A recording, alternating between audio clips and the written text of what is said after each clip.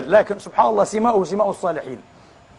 هذا الرجل الصالح السوداني يعمل موظفا في الإمارات، ذهب إلى البنك لكي يأخذ أول كل شهر يأخذ 500 درهم مسكين، لا يأتي الشهر حتى تكون انتهت، يتبلغ بها هو وعجوزته، عجوزه يعني عفوا، هو وعجوزه، فإذا به يفاجأ، قال له أنت عندك 5 مليون و500 ألف. قال 5 مليون؟ لا، قال 500 فقط.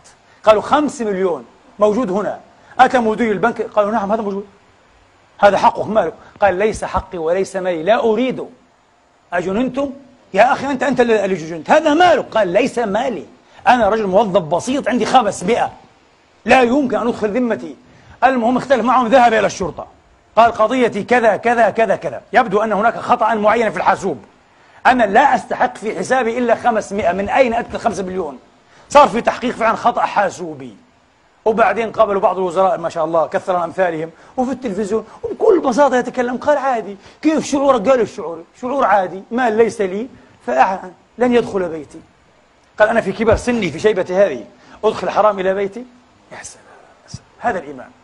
ولذلك هذه الأمة عظيمة تبقى عظيمة، اللهم اجعلنا من عظمائها. هؤلاء عظماؤها، انتبهوا، هؤلاء عظماؤها، اجعلنا من عظماء هذه الأمة الأعفاء الشرفاء الأتقياء الورعين.